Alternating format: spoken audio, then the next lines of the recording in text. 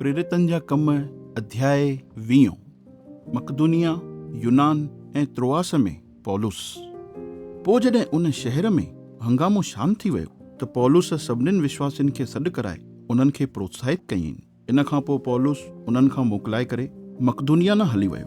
उहो मकदुनिया जे सॼे प्रांत मां थींदो ऐं विश्वासियुनि खे पंहिंजे संदेशनि खां प्रोत्साहित कंदो कंदो यूनान, जंहिंखे अखाया बि चयो वेंदो आहे, जे क्षेत्र में आयो। यूनान में पौलुस 3 महीननि ताईं रहियो। इन खां पोइ उहो हिकु पाणीअ जे जहाज में वेही करे समुंड जे रस्तां सीरिया वञण वारो हो, पर उनखे इहा ख़बर पई कि कुझु यहूदी संदसि खे मारण जी साज़िश करे रहिया आहिनि, त इन करे उन मकदुनिया मां थी करे सीरिया वञण जो फ़ैसिलो कयईं।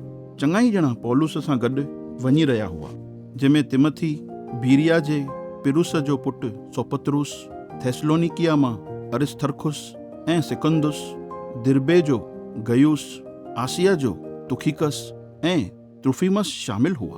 पोइ इहे असां खां पहिरियों ई अॻिते वञी त्रोहास शहर में असांजो इंतज़ारु करण लॻा। असां अखमीरी रोटीअ वारे त्योहार जे ॾींहंनि खां पोइ फिलिपी शहर में पाणीअ जे जहाज में वेही करे 5 ॾींहंनि खां पोइ त्रोहास शहर में पहुतासीं ऐं 7 ॾींहंनि ताईं उते रहियासीं। त्रोहास में पौलुस जो यूतुखस खे मौत मां ज़िंदो करणु। हफ़्ते जे पहिरें ॾींहं ते जॾहिं असां रोटी तोड़े करे भोजन खाइण जे लाइ इकट्ठा थिया हुआसीं त पौलुस विश्वासियुनि खे संदेश प्रचार करणु लॻो, ऐं छोके उहो ॿिए ॾींहं ते उतां हली वञण वारो हो, तंहिं करे उहो उन्हनि सां अधु राति ताईं ॻाल्हाईंदो रहियो। जंहिं मथे माड़े जे कमरे में असां इकट्ठा हुआसीं उते ॾाढा ई ॾीया पिया ॿरनि। यूतुखस नाले जो हिकु जवान माण्हू दरीअ ते वेठो हो। जॾहिं पौलुस ॾाढी देर ताईं ॻाल्हाईंदो रहियो त यूतुखस खे गहरी निंड अची वई, ऐं उन गहरी निंड जी वजह सां संदसि खे अहिड़ो झूटो आयुसि कि उहो 3 माड़े तां हेठि किरी पियो,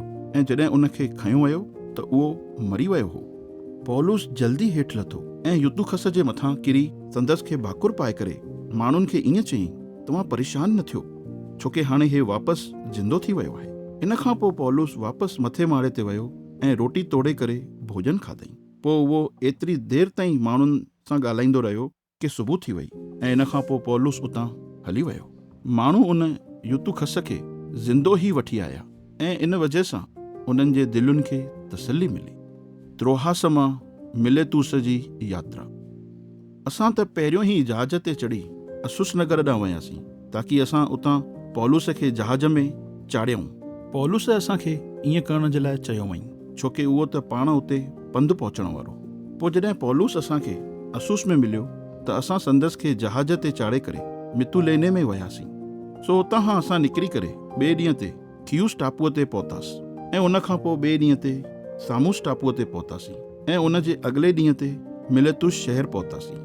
पौलुस इफिसुस शहर जे पासे मां थी करे लंघण जो फ़ैसिलो कयईं, छोके उहो ईअं पियो चाहे कि घणो वक़्तु आसिया में गुज़ारण जे बदिरां अगरि थी सघे त जल्दी ई पेंतेकोस्त जे त्योहार जे ॾींहं ते मां यरूशलेम शहर में रहां।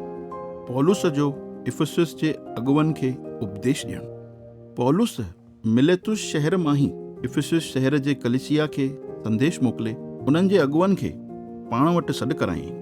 पोइ जॾहिं उहे पौलुस वटि आया त उहो उन्हनि खे ईअं चवणु लॻो, तव्हांखे त इहा ख़बर आहे कि मां आसिया में पहुचण खां पोइ पहिरें ॾींहं खां ई कीअं हर वक़्तु तव्हां सां गॾु रहियो। मां तव्हां जे विच में कीअं ॾाढे निमाणेपन सां ऐं ॻोड़ा वाहे करे उन तकलीफ़ुनि में बि प्रभुअ जी सेवा कंदो रहियुमि जेके यहूदियुनि जी साज़िशुनि जे करे मूंखे थियूं। तव्हांखे ख़बर आहे कि जेके ॻाल्हियूं तव्हां जे फ़ाइदे जूं हुयूं उहे सभु मां तव्हांखे ॿुधाइण में कॾहिं बि न हिचकिचायो, पर उहे सभु मां तव्हांखे माण्हुनि जे विच में ऐं घर घर वञी करे प्रचार कंदो हुउमि। मां यहूदी ऐं यूनानी ॿिन्हिनि जे विच में पूरे उत्साह सां इहा गवाही ॾींदो रहियुमि कि पंहिंजे पापनि खे मञी ऐं उतां मुड़ी करे परमेश्वर ॾांहुं अचो ऐं असांजे प्रभु यीशुअ ते विश्वास कयो। हाणे मां पवित्र आत्मा जी आज्ञा जे मुताबिक़ यरूशलेम शहर ॾांहुं वञी रहियो आहियां, ऐं मूंखे ख़बर कोन्हे कि उते मूंसां छा छा थींदो।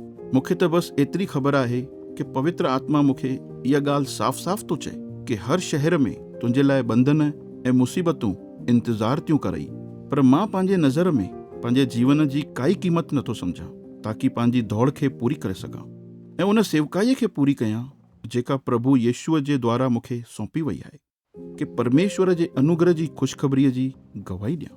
हाणे इन ॻाल्हि खे ॿुधो, मां तव्हांखे परमेश्वर जे राज जो प्रचार कयो आहे, पर हाणे मूंखे इन ॻाल्हि जी ख़बर आहे कि हाणे खां पोइ तव्हां मूंखे कॾहिं बि न ॾिसंदव। इन करे अॼु मां तव्हांजे साम्हूं इन ॻाल्हि जी गवाही थो ॾियां कि अगरि तव्हां मां कोई अनंत जीवन खां वंचित थो थी वञे त उन जो ज़िम्मेदार मां न आहियां, छोकी मां परमेश्वर जी सॼी योजना जे बारे में तव्हांखे ॿुधाइण में कॾहिं बि न हिचकिचायो। इन करे तव्हां पंहिंजी ऐं पंहिंजे सॼे झुंड जी संभाल कयो, जंहिंजे मथां पवित्र आत्मा तव्हांखे अॻुवे जे रूप में चूंडियो अथई कि तव्हां परमेश्वर जी उन कलिसिया जी देखभाल कयो जंहिंखे हुन यीशुअ जे खून सां ख़रीद कयो अथई। मूंखे ख़बर आहे कि मुंहिंजे वञण खां पोइ कूड़ा शिक्षक जेके वहसी भेड़ियनि वांगुरु आहिनि तव्हांजे विच में घुसी ईंदा, जेके झुंड खे न छॾींदा। तव्हांजे विच मां बि अहिड़ा माण्हू निकिरंदा जेके ग़लति सिख्याऊं ॾेई करे तव्हांजे झुंड मां विश्वासियुनि खे पाण न कंदा। इन करे सावधान रहो ऐं यादि रखो कि कीअं मां रोई रोई करे 3 सालनि ताईं राति ॾींहुं तव्हां मां हर हिक खे इन ॻाल्हियुनि जे बारे में चिताईंदो रहियो आहियां। हाणे मां तव्हांखे परमेश्वर ऐं हुन जे अनुग्रह वारे वचन जे हवाले थो कयां, जंहिंजे द्वारा तव्हांजी आत्मिक उन्नति थी सघंदी आहे ऐं तव्हांखे उन्हनि माण्हुनि सां गॾु मिरास मिली सघंदी आहे जेके परमेश्वर जे द्वारा चूंडिया विया आहिनि। मां कॾहिं बि कंहिंखां सोन चांदी या कपिड़नि जी लालच न रखी। तव्हांखे त पाण ई इन ॻाल्हि जी ख़बर आहे कि मां पंहिंजे हथनि सां कमु करे पंहिंजी ऐं पंहिंजे साथियुनि जी ज़रूरतनि खे पूरो कयो। मां सभु कुझु करे तव्हांजे साम्हूं इहो नमूनो रखियो आहे कि कीअं महिनत कंदे असांखे कमज़ोरनि जी मदद करणु खपे ऐं प्रभु यीशुअ जे इन शब्दनि खे यादि रखणु ज़रूरी आहे जेके हुन चया हुई, वठण खां ॾियणु वधीक बरकत भरियो आहे। इहो चई करे पौलुस उन सभिनीनि सां गॾु मिली करे पंहिंजा गोॾा टिकाए प्रार्थना करणु लॻो। इन खां पोइ उहे सभु ॾाढो रोअण लॻा ऐं पौलुस खे भाकुर पाए उनखे चुमण लॻा। उहे ख़ासि करे इन ॻाल्हि खे खणी ॾाढो दुखी हुआ जेका पौलुस उन्हनि खे चयईं कि हाणे वरी तव्हां मूंखे कॾहिं बि न ॾिसंदव।